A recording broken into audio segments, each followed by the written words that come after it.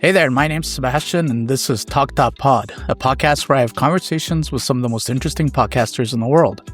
My guest today is Jenn Trepeck, host of the Salad with a Side of Fries podcast. Jenn is also a health coach, a business consultant who has leveraged her business education to grow her podcast into a top 1.5% podcast with multiple awards to its credit. Jenn, welcome to the show. Thanks for having me. I'm excited. Of course. So I want to kick off maybe just for anyone that's not heard about your podcast before, give us a quick summary of what the show's about. Sure. We call it Wellness Without the Weirdness. It is health, nutrition, lifestyle choices to create a healthful life, but for real life. You know, the show description talks about like skipping the grocery store and eating out and, you know, all the things that help us enjoy life. It's not just, you know, only eat foods that are green kind of a thing. Right. Yeah. And I'm curious about how you came up with the name because it's a great name. I love it. But also feels like the name itself signals that there's some level of permission that you're giving to the listeners before they've even heard the show. Was that intentional, kind of an intentional philosophy that you baked into the name of the podcast right from the beginning? Yes and no, because so the name came from the fact that it's most of the time my default meal. You know, like I eat that all the time. And so it felt fitting for the name of the show. And it was intentional that it really helped people understand kind of my philosophy from the jump. You know, that this isn't, you know, vegetables for all the time, you know. And so it was intentional in wanting to communicate what the show is about from the name of the show. At the same time, it was really just what I typically order. And over time, it has really become almost like a beacon for people to identify with the show or not. And so it's kind of like every now and then, some people will say to me, like, I don't get it. And I'm like, that's okay. The show is probably not for you, you know? Like, you know? So from what I've seen, the show comes kind of in two formats, or at least the episodes do. There's the kind of full length, roughly 50-minute deep dives. You often have guests on. Then you also have these shorter nutrition nuggets, which I guess are kind of bite-sized episodes. And I really like that sort of content architecture. I've seen other podcasters use it before. But I'm wondering what sort of drove the decision behind structuring it that way. And is it to sort of serve different audiences, different types of listeners? Sure. So admittedly, in the very beginning, so the Nutrition Nuggets launched, let's see, the show launched August of 2019. The Nutrition Nuggets came to be in March of 2020. And it was a strategic choice for two reasons. One was to increase downloads. Mm-hmm. And two was to create more entry points that a new listener is more likely to give you 10, 15 minutes than 45 or 50. Right.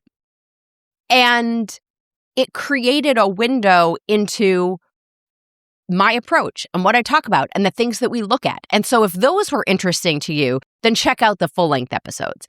And in the full-length episodes, you mentioned some are interviews. So it's roughly every other. Okay. Alternating interviews and then episodes that I call like my content or things that I talk about with my clients or topics that I want to address or cover. And on those episodes, I still have someone join me so that it's not just me talking for however long. Right. And so that person is sometimes a listener. Sometimes it's a friend. Sometimes my mom has joined me. Sometimes it's clients. And so on those episodes, it allows that other person to be the voice of the listener, to say, okay, well, you're saying this and that makes me think of something else. So how does that fit into this? Or wait a minute, what you said doesn't make sense. Say that one more time. So it helps create and continue a dialogue, and took for me, when I first started the show, one of the things that I really wanted to do was take pieces that I enjoyed from podcasts I listened to and put it into the wellness category or the nutrition and health and wellness category of podcasts that I didn't really see as much of when I, was researching and kind of figuring out what my show was going to look like. Interesting. I think when I was doing some research on your show, I saw you say somewhere that the wellness industry is off the rails. Yes. And obviously, like you mentioned, your tagline for the show is wellness without the weirdness. Can you maybe comment on whether that's ever sort of created any friction with guests or potential sponsors for the show? So it's funny. Friction for them, maybe. But for me, it becomes the guiding principle. It is the measuring stick by which I can say, this person is a fit, this person is not a fit. Right. And, actually, so when guests are pitched to me, I do a pre-podcast discovery call. And I do this for a couple reasons. One is, as you can imagine, I end up with a lot of people who all want to talk about the exact same things. So sure, I want to make sure that we can make it an aligned conversation, but also slightly different. Keeping it interesting for them and the audience, and for me too. And also, like I said, that we're aligned, that we're going to give the listener something super tangible that they can do after listening. Right. Where it doesn't feel like, when I say without the weirdness or that the wellness industry has gone off the rails, like if your recommendation requires $1 billion budget, not the place for it. If your only answer to helping someone is you, I don't think this is the place either. So it becomes this guiding principle to say, what am I bringing to people? Why are people showing up? Can I deliver on that? Yeah. And part of that stems from how I work in my coaching practice as well and what I do with my clients. And so it really, there's sometimes some friction because I won't take ads or sponsorships or, with a lot of brands that I wouldn't recommend in my practice or that I don't work with in my practice. And sometimes there are really big names that I could have on the show, and yet I'm going to say no because their objective is different. Yeah. I admire that too, because you touched on briefly on the topic there of sort of, budget. There's a lot of sort of wellness influencers, I feel like. Yeah. Sure, I'd like to follow your protocol, but I don't exactly have an extra, $1,000 a month to spend on this stuff or whatever it is, right? So, yeah, that's an interesting point there. And just think, on the topic go ahead. Yeah. No, I was going to please. say, I think it's part of what has gone off the rails, in that there's and I say this with love and compassion, but I think there's the tech bro, want to live forever, that requires a level of commitment that's completely unreasonable for the average person. And so they're talking to somebody with potentially unlimited funds or unlimited time, and where this optimization thing is their top priority. I live in a world where I want to be healthful. I want to live a long life with vitality and energy and the dignity of choice to do all of the things that I want to do. And that includes other commitments and other priorities. So I sometimes talk about it as like, you can make your health a priority without it becoming your entire personality. And I think that's part of what we're seeing in the going off the rails. So just going further down that road of talking about sort of misinformation and disinformation in this space, are there any sort of particularly egregious podcasts that you've come across that are, I don't know, particularly bad actors in this sense? Or, I mean, you don't have to point out anybody, but, you commented there a bit on that sort of, tech bro sphere. Yeah. Maybe you can give a bit more color there. I think, and not to name names, I think most of the time, it's not that something is completely misinformation. It's that it's missing the nuance. So things are talked about in a way that makes it sound like either this is the answer for everyone and or you're the problem if this doesn't work for you. Right. And I think, and it's been interesting because there's a lot of these men who I'm seeing really in the last 9 months to a year really starting to change how they're talking about things and recognizing that the person listening to them is not them. Why do you think that's changing? I think there's two things. I think a lot of them have gotten involved with government in regards to health. And therein lies the difference between public health and personal health. Right. So a lot of things that work or are the approach for personal health are not necessarily the public health guidelines or recommendations. And how do we balance that? And how do we explain that?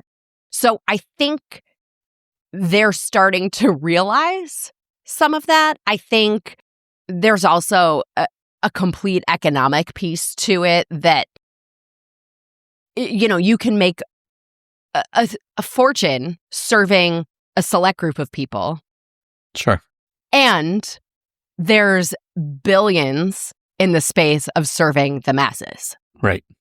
So I think it's all of the above. But I think, most of the time what I'm seeing and what frustrates me is nuance in what they're sharing so that somebody can then evaluate, is this the approach for me or not? Or a piece where the language around it exacerbates all of the same issues. Their approach is, we'll just do it. And I speak more to the person who says, okay, easier said than done. Like, if it was that simple, we'd all flip the switch and be done with this, and we wouldn't need to keep talking about it. So sometimes those are the things that frustrate me in the space. And I mean, we'll see as things, continue to evolve what happens. But I'm curious about the demographic makeup of your audience. Do you know sort of roughly how it sits, like male versus female? Yeah, we're much more female than male. It's about, I want to say, it's like 85% female, which is a lot. The more interesting thing is that over 50% of the listenership is like 40 to 70. Wow. And so part of that is directly, and now I've been doing this work for almost 20 years. So I started in my 20s. And even then, my clients were always in that same age demographic because I come at this from the perspective of health rather than aesthetics. And so I think that's part of why the listenership skews, I think, older for what some might expect for a podcast. But given how I approach things, that's exactly what I expected. Yeah, that surprises me a bit as well, for sure. Yeah. So you're at over 600 episodes now, I believe, which is quite a lot. Not a lot of podcasts that get there. During that time that you've been doing the show, is there a nutrition myth that you feel like maybe has been the most challenging to kind of dislodge from people's minds as you talk to them? Calories. Really? Yeah. It's, I deep sigh as we have this, the old approach of calories in, calories out. And again, because so many influencers and fitness people still come at it from that perspective, it is hands down the hardest for people to let go of mentally. And, it is what it is. It's part of my job, to help people reframe all of that and understand that fundamentally it's just not how the body works. But it's that old calories in, calories out. Yeah. So for a knucklehead like me, just give me like a very quick explanation of why calories in, calories out does not work. So it's just not how the body works because not all calories are the same. And you know that because if you have kids or if you knew a kid, you wouldn't recommend that they eat Skittles all day. And as long as they stay under 2,000 calories, they're fine. I don't know. My daughter would be pretty happy, I think. Right. But we, as a parent, we wouldn't recommend that. So fundamentally, we know that calories aren't the same. Yeah. The reason why I think it's been propagated for so long is because kind of physics would say, of course, that's how it works, right? More output than input, you end up with a net negative and things change. Right. The reality is, and the best explanation I heard is that is the case for a closed loop system. Okay. The human body is not a closed loop system. Mm-hmm. So in theory, that makes sense. In reality, it doesn't apply here because there are so many other variables. So what matters is not the number of calories, but the quality of those calories. Because our body is going to do something different with carrots than it is with a Twix. Right. Okay. That makes sense. Not that hard after all. Right. Listening to your show, I noticed that you dedicated some episodes to sort of that emotional relationship that we have with food. Things like guilt, competition, fear, sort of mental bandwidth. What's a question that you wish more of your listeners would ask themselves before they start, another diet, another trend, something they heard on another podcast? I love this question. The question to ask yourself is, do I care how long the results last? Because if we don't care how long they last, you can literally do anything. You can do the calories in, calories out thing. You can do the cabbage soup diet. You can fast. You could do a million things. Frankly, anything you do will, quote unquote, work to make the scale go down for a finite period of time or to change the blood work for a finite period of time. But if we want it to last, it probably requires us to consider how we're going about making those changes. Right. Yeah.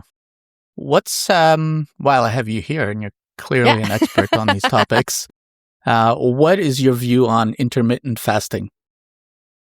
I like it better for men than for women. I also think it depends what your feeding and fasting windows look like. Mm-hmm. But I come back, wellness without the weirdness. Let's just come back to common sense. If the average person, given 24 hours a day to eat, does not get their body all of the nutrients that it needs to function well and not create disease, how do we think that's going to happen in shorter and shorter and shorter windows? Interesting. So, certain kinds of fasting for a finite period of time can have some cellular regenerative, and cellular health benefits. The kind of fasting that I'm a really big fan of for everybody is 2 to 3 hours before bed to about an hour to 90 minutes after waking up. Okay. For the women in the perimenopause, menopause, postmenopause, that window before bed might be better at 4 hours. But we want our fasting window to be before bed, including the time we sleep. And then within about an hour to 90 minutes of waking up, we need to fuel again. Okay, so I want to switch gears here for a moment and start talking about what you've done to promote your podcast. When you first hit publish at the very beginning, maybe walk me through what sort of your initial growth strategy was, and maybe if you had to boil it down to kind of 2 or 3 things that you did that kind of kicked things off for you. Yeah, so first, around the launch, similar to actually what I did when my book launched last year, is I created almost like a unofficial launch team. And I had made a list for myself of friends and family, and I personally sent a text message with the link to Apple Podcasts and said, my podcast launch, like I gave them a heads up, and then my podcast launch, here's the link. Please click the link and tap, which at the time I think was subscribe. Now it's follow, and I sent them the link. And I hand sent those text messages to people. And that was really around sort of the very beginning in the launch. I used social media as well, but I didn't start with a separate social account for the show. Okay. I just started adding it to my personal, and I became more consistent in posting on my personal accounts than I was before. So then the podcast became a piece of the things that I talked about versus everything. Mm-hmm. And from the very beginning, podcast guesting has been my go-to growth strategy. Because I know we've all had these conversations, people listen to, generally, statistically, people listen to more than one podcast. So it's easier to convert a listener who's already a podcast listener to add another one to their rotation than it is to find someone who's not a podcast listener and try to convince them that this is the thing for them to do and spend their time on. Mm-hmm. And that even goes back to business principles of the same thing. Of course. It's easier to sell an additional product to an existing customer than to go out and find a new one. Yeah, so pulling on that thread a little bit more, this doesn't surprise me. A bunch of the podcasters I've spoken to so far have said the same thing. Guesting on other shows is sort of near their top of the list as well.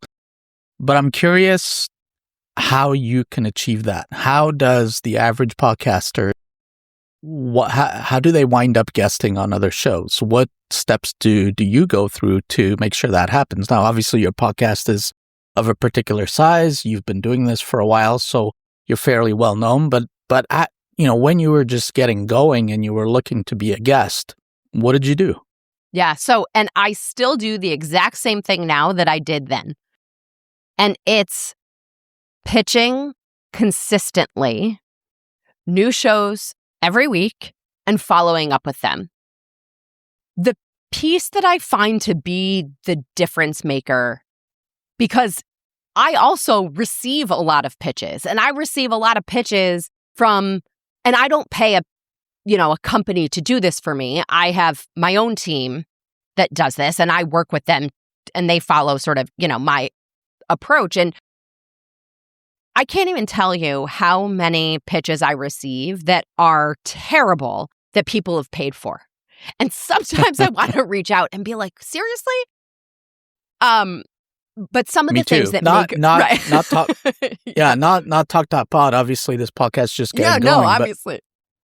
I've been running the Find That Pod newsletter for 6 years, and I get like hundreds of pitches every week, and the vast majority are not very good. Yes. So demonstrating, that pitch must be personal to that show. Demonstrate that you understand what that show talks about, who that host is, the kinds of things that they would want to share, and who their audience is. And then, what is your unique perspective, your added value? How are you adding to that conversation? I have a lot where they pitch me exactly what I talk about. There's nothing interesting. There's nothing unique about it. There's nothing there that says, oh, I'd like to learn more about what they might say. Right. Or they send me something where I get some where it's like completely not about or a fit for what I talk about. Yeah, that's annoying. And you can tell that it's been copy pasted. The other thing is when you're sending that pitch, give it a name of a suggestion that they could use as the title of the episode or not, but it's giving a catchy title to the topic. And in the way you describe it, if they're savvy, you've given them all the questions to ask you. Now, a lot of them will still ask you to write your own questions, which is one of my pet peeves. But the pitch needs to give them enough that they totally get what that conversation might look like. Now, I still do a discovery call because I want to go a little deeper, maybe take a different angle or, whatever that might be. But when I'm sending them out, those are the things I think that make the biggest difference. And the other thing that I see in terms of pitching, especially when I'm working with another podcast to help them with growth strategy or some of those kinds of things, we can get really siloed into the kinds of podcasts that we would want to be a guest on. And I think that we want to expand to say, wait a minute, like for me, people who listen to dating podcasts are totally an overlap with not just who I am, but with my audience. People who listen to personal story podcasts or, women business owner podcasts, like those also overlap with people who would be interested, like their listeners are potentially my listeners also, that they're interested in these things too. And so I think we want to choose from that perspective who we pitch rather than always choosing from a genre. Mm-hmm. Yeah, that's good advice. You've talked on other shows also about turning salad with a side of fries into a brand, that's something that actually feeds your business, not just a content hobby, essentially.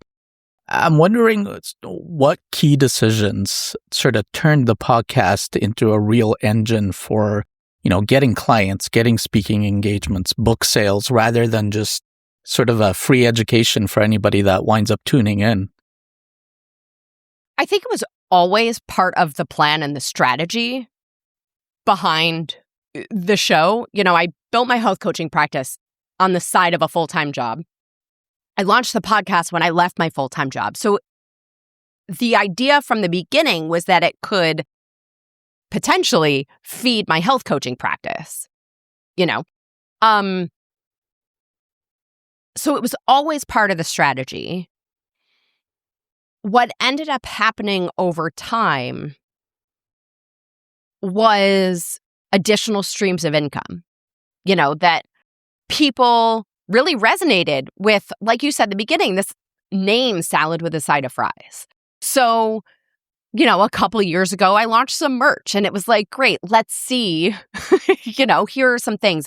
And again, always keeping it very strategic. Like, what are the things that make sense? So there's notebooks, there's kitchen magnets, there's a glass cutting board, there's a lunchbox, there's workout gear. So the idea is all things that are aligned and branded. I added a membership for the podcast January of 2020. So like I said, the show started August 2019. January 2020, I started the membership. Probably early for when most shows... A little bit, yeah. Would launch a membership. Mm-hmm. The reason was admittedly a little bit of a test to see, can I leverage this community into something more? And it gave a midpoint. So in my business offering, you have the podcast that's sort of this top of funnel free content. And then, I work with supplements and people could buy products from me and things like that. But ultimately, the next price tier was group coaching and then or one-on-one coaching. So the membership gave a middle ground where somebody could say, I'm ready to invest something, maybe not that much, or as much. And so it helped round out sort of all of these income streams to really help people wherever they were and whatever their commitment level was. So it's been an interesting process as I've added each of these things. So on that point, I'm curious how you think about that funnel of moving somebody that's essentially somebody that just heard an episode once, they're a casual listener, all the way down to somebody that becomes, a member, a supporter, somebody that buys your merch. How do you think about that funnel? That is a function of showing up consistently and building that trust. So I've had some people tell me, they became a member on the first episode that they listened to. And I talk about what the members get, they get one of the things they get is a different recipe every week. So in the episode, at the beginning of the episode, I am telling the membership what recipe they're getting that week. So other people hear it, maybe who aren't members, but go, I want that recipe. How do I get it? So that constant reminder of what the membership is, what they get, and then continuing to show up and demonstrate that this is who I am and this is what I do, and you can count on me delivering what I tell you I am going to deliver. And I think that's what brings people step by step through that funnel. And with that said, some people go from listener to client. Some people go, from listener to member to customer to client. It's not, sometimes it's every step, sometimes it's not. Right, yeah. But the options are there. And a big piece of that shift is also getting someone onto my email list and staying connected with them in those other ways also. Yeah, those email lists are pretty powerful still, given how old that technology is. And I will admit, I am so resistant to email marketing because, so I started in marketing in the very early 2000s. So like the early days of pay-per-click and pay-per-impression and email marketing. And when it sort of felt like it completely blew up, and I was like, I loathe receiving them. I don't want to contribute to that email nuisance. Over the years, I have come around more and more to the power of it, especially as social media has become almost more annoying for some people. And the ads right? Like it's sort of, there's always that ebb and flow, but the piece that I've really learned to value about email marketing is that it's the only list I own. That's right. That if something happens to the podcast platforms, if something I don't know, no podcaster knows every single person who's ever listened to their show because the platforms don't share that. I mean, data privacy is only one of the reasons, right? Even on social media, we have names, but there's a lot more people that, across all of the social platforms, I think I'm over 18,000 people in reach. My email list is not over 18,000, not even close. But if something happens to those platforms, I lose all of those connections. So the more we can, for all of us, and if you're listening and you're a podcast fan and listener, just subscribe to those emails because, again, if all those platforms went away and you appreciate this relationship or that content, there's only one way to still get it.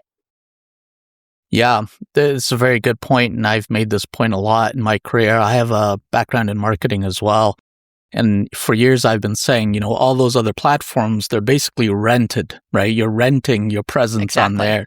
The algorithm can decide to make your stuff invisible, at the snap of a finger. The platform can go bankrupt. The platform can ban you for no particularly good reason. An email list you own. So you own that direct relationship with somebody that is essentially giving you permission to market to them, to promote your things to them. I've also noticed some podcasters are now starting to collect phone numbers to send SMS and text messages. So I do text marketing with my ads, actually. Cool. So maybe another hack for people, because you know how like you have to remember some long URL if you're going to, or remember to go chase and find the link in the show notes and whatever. So I do a text call to action for people to text one word to a number. We're used to remembering phone numbers and one word, and we can do that while we're listening. And then it texts them the link to that sponsor or partner or whatever. Yeah. I like it. Yeah, that's smart. I've also noticed the show has garnered some of its awards. I think you got Earworthy's Independent Podcast Award, and there was, I believe, an International Women's Podcast Award as well. Congrats, by the way. Thank you. I'm wondering how those recognitions, if they made any difference for your podcast, if they helped to grow it at all. It's an interesting thing because a lot of the awards, the big awards, right? Like Earworthy, I think, is an industry, known entity. Yeah. Shout out to Frank. I think, International Women's Podcast Awards, maybe in the middle. And then you end up with like the Webbies, and a lot of the awards are very much this money grab, pay to play kind of scenario. Mm-hmm. And it's interesting because a lot of those have more recognition, but they basically cater to those who have the budgets to more or less throw away on submitting to all of these awards. And so what I appreciate most about the awards that I've participated in and won some is that they are very accessible and or 100% selected and, by that committee, that it wasn't even a submission process. And so those, for me personally, hold more value than some of the ones that maybe people have heard of. For me, they're more about reinforcing and validating what I'm doing and my approach, because I think a lot of times I am pretty different than the typical podcaster who's like, great, any advertiser, you want to put money here? Sure, whatever it is. Or let me just get the biggest name guest I can to spend an hour with me or whatever it is. So it very much validates. And then in sharing those accolades, I think it helps turn people onto the show who maybe haven't listened yet, but they know me, or are curious but aren't sure if it's worth their time. And so a lot of that then is on me to share those things. And then certainly, as we talked about guesting and some of these other things, it definitely helps create a reputation and information about me that I think maybe opens some doors at times, certainly not on their own, but in conjunction with everything else. Okay. As you probably know, a lot of podcasters can obsess over various metrics when it comes to their podcasts, things like download numbers. When you look at your own numbers, whether it's downloads, memberships, conversions, client leads, what are the metrics you actually pay attention to, and what are the ones that you wind up ignoring? All of them fall into every category. It kind of depends on, it kind of depends on the day or the week. The download numbers are interesting, but I'm looking more at the changes and saying, well, what can I attribute those changes to? Are there certain topics that people are particularly interested in? Was there a guest that really helped promote an episode? Or did I do something in promoting that episode that was different than what I've done with other ones? So I look at some of those. I think the conversion rates I'm always curious about and experimenting with. I don't know that I have figured out, the magic formula. I think there's other people who have probably figured that out better than I have.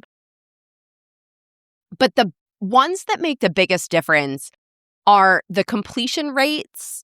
Mm-hmm. And a lot of times when podcasters look at the completion rates, they look at that percentage and say, okay, I like to dial into that and say, in this episode, where did I lose people?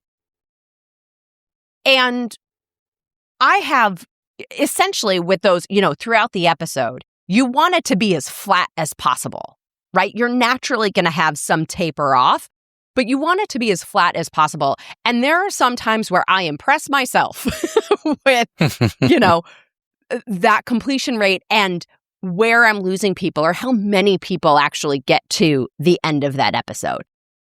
And interesting, going back to what we were talking about in the different episode formats with the Nutrition Nugget, when I first launched those, they aired it was a segment at the end of the full-length episode that was also pulled out and published separately. Cool. And then I noticed that with that completion rate that people weren't even really getting to it. But seeing that total episode length at an hour or an hour and 10, or maybe more, because it had this chunk at the end that was a separate thing, I ended up deciding to completely pull it out. So I preview it in the full-length episode for that week's Nutrition Nugget bonus episode. But now it only airs separately. And that also helped because people saw, okay, well, I can wrap my head around 40 minutes or 50 minutes or whatever, that episode length was, without that, which was interesting. The wellness space that you're in, I'm assuming, just from what I've seen, is extremely saturated. Yes. What does someone have to do? Let's say I'm a new podcaster. I have an interest in that space. Maybe I'm a wellness coach like yourself. What does somebody have to do? Maybe not just say, but sort of structurally set up to kind of break through all of that noise. Is this market too saturated? Is it too crowded for new voices to get traction without some sort of pre-existing audience that they port from, whether it's an email list or social media that they port over to their new podcast? So I don't think it's too crowded for anybody. I do think it requires some, I guess, maybe personal reflection and strategy at the jump of what's your goal with this show. Because some people want to do it because they want to have the conversations and it doesn't really matter to them who's listening. And if you're doing it for yourself, then have at it. Do whatever you want, Sure. If your objective is to come into the space and become a voice that becomes known or bigger or competes with some of these big voices in the space, then there's a different strategy that says, well, what's my angle? What's my niche? Who am I talking to? What am I sharing? How am I sharing it that's going to be different than what they're already listening to? And I do think that part of why I say it's not completely saturated and that there's room is because people listen to more than one podcast in a category all the time. And so it becomes a question of who is that audience and how are you going to earn their ear and their time? Because that's the most valuable thing. That's, the intimacy. So I think it's most on the strategy piece than anything. Interesting. So I want to touch on a few questions just about how you feel about kind of podcasting's place in society in general. And particularly in your space, I feel like misinformation travels, faster than ever, really. Indeed. But you've built sort of an entire show that's dedicated to correcting some of that misinformation. And I guess in sort of a strange way, that means that bad information is part of what makes your show necessary in the first place. So True. The question I have is, how do you feel about podcasts in general as they relate to kind of public health literacy? Are they a net positive or not? It's a great question. I do think they're a net positive. For the mission behind everything I do is to change the state of healthcare and empower people to reclaim their own health. And if I were to look at the net outcome of podcasts in this category, I think it's a net positive and people recognizing that it's up to them, not their doctor, not the government, to ensure their health and longevity or whatever their goals are. And so while it now requires some discernment, I think on the whole, creating conversation has rarely led us down the wrong path. I think if we end up in an echo chamber, we're more likely to end up in a dangerous place. All right. Yeah.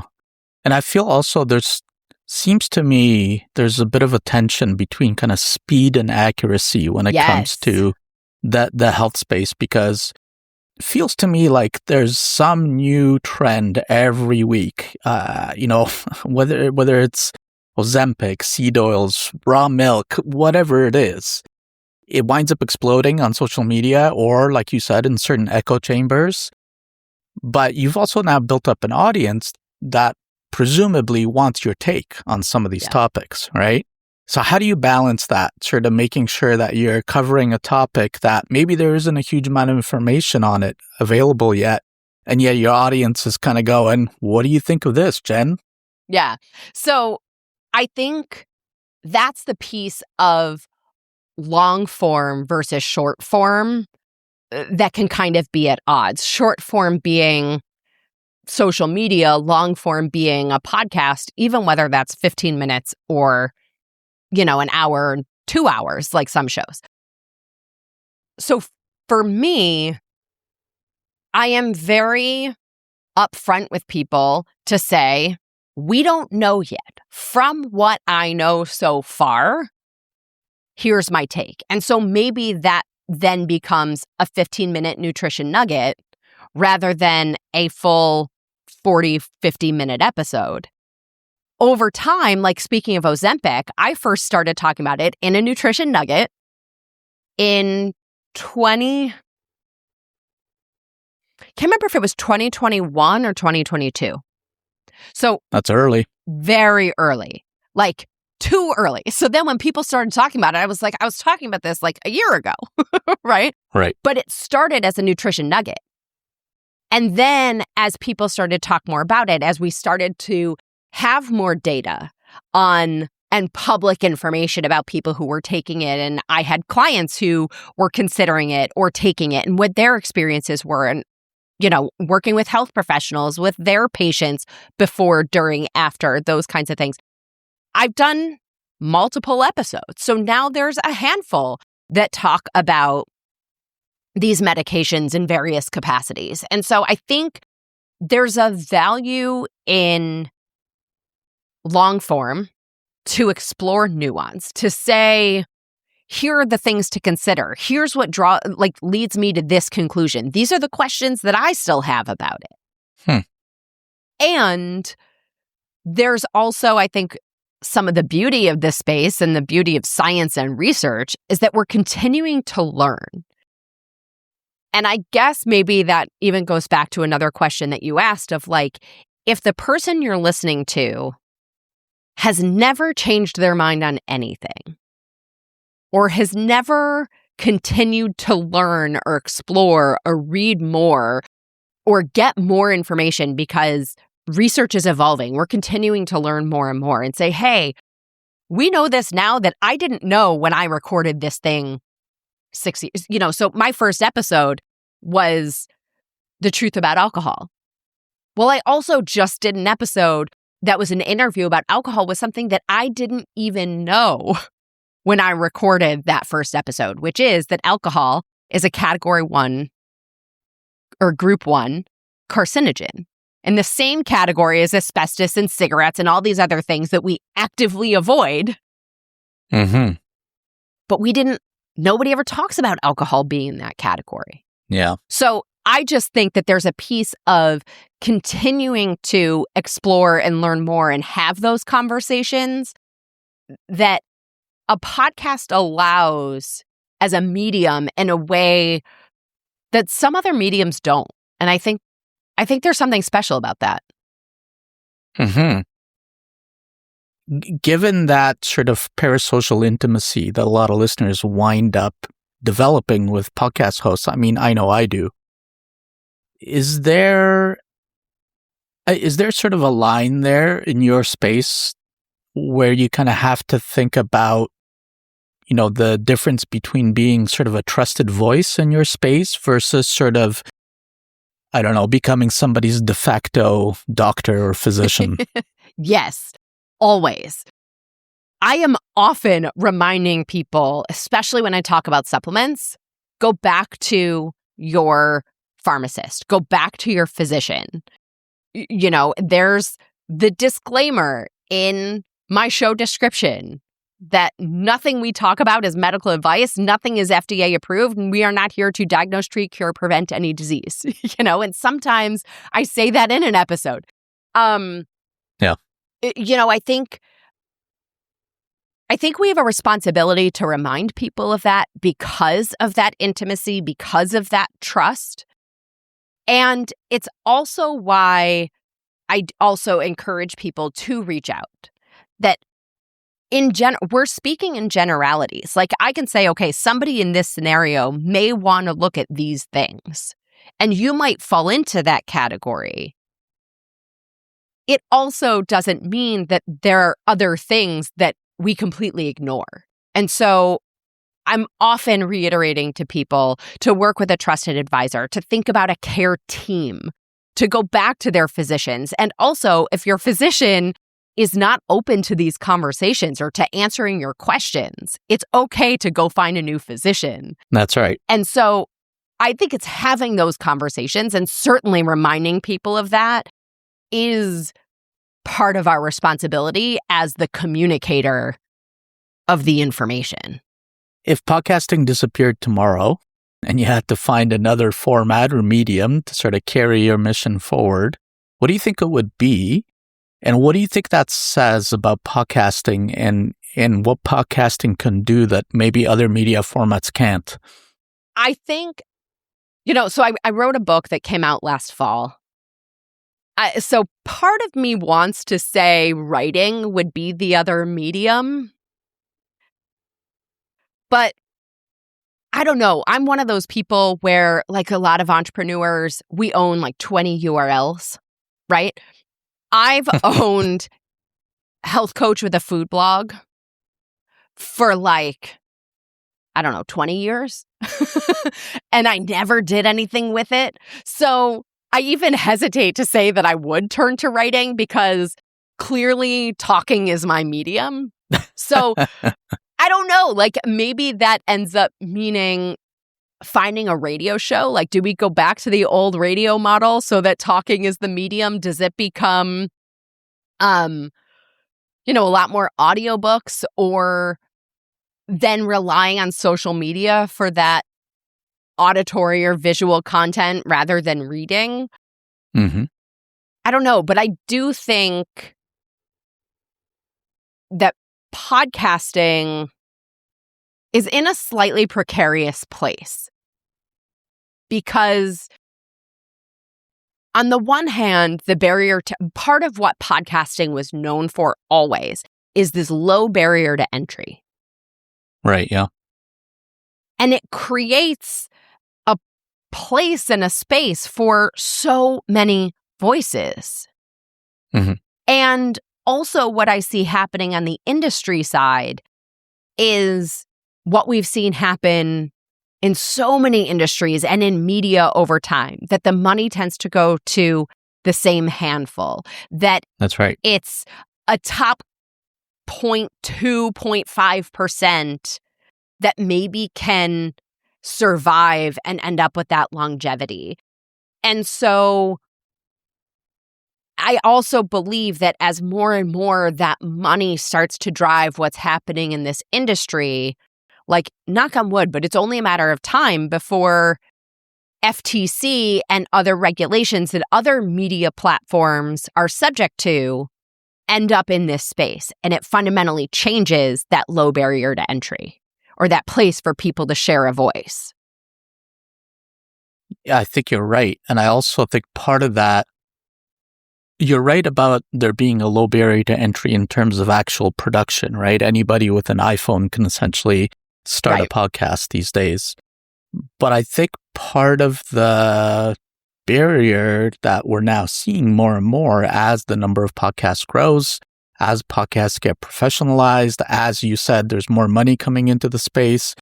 It's harder and harder for, again, somebody that doesn't have an audience to port from somewhere else to stand out, to even have anybody listen to their shows. So I think that barrier to entry, while the entry on the sort of technical side has gone down, the barrier to entry on distribution marketing has gone up. 1,000%. I mean, podcasting's always had this discovery problem, and solving that is the next multi-billion dollar idea that, everybody is working on in some level, Me too. Right, exactly. Okay, final 2 questions. First, What are 3 podcasts that you'd recommend? Okay. So, at the risk of now recommending some of those top podcasts that are so popular. How dare you? Right, exactly.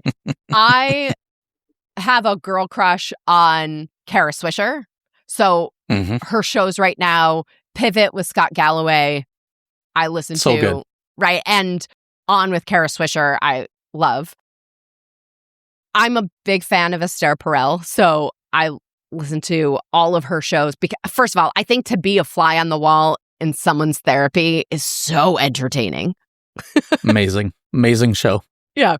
And then there's so many over the years that are almost like a mini series and those kinds of things. And again, to be sort of stereotypical, true crime, it just gets you. But the Long Island serial killer was one. If you haven't listened to it, I actually met this man once. Wow. I'm in New York. I met him at a networking thing once. I mean, he was a little creepy, but yeah. So great podcast. Wild. Totally wild. But so like I love some of those mini series, but there was one called Edith that was great. Now I'm giving you a bunch, but yes. No, it's good. Yeah. And where can people find you online? Absolutely. All social media, I am at Jenn Trepeck, JENNTREPECK. My website is asaladwithasideofries.com. I have a gift there for everybody. So that gets you in my email ecosystem, as we talked about. I do not spam you, like we also talked about. But that would be awesome. So asaladwithasideofries.com. Perfect. Jenn, it's been fantastic to speak with you today. Thanks for coming on the show. Well, likewise. Thank you so much. Of course. All right. Thanks for listening to this episode of Talk That Pod. Make sure to follow us on all the social places. Just search for Talk That Pod. And if you're not subscribed yet, this podcast is also available on YouTube at Talk That Pod Show. Also, if you liked what you heard, tell your friends about it. And if you really liked it, give us a follow or subscribe on your favorite podcast app. And if you're a podcaster who wants to come on the show, go to talkthatpod.net and submit a request. Finding great podcasts is hard. That's why you should also check out Find That Pod. It's a podcast recommendation newsletter I write every week, bringing you 5 amazing new podcasts you should listen to. Subscribe today at findthatpod.com. Thanks for listening, and I'll catch you in the next one.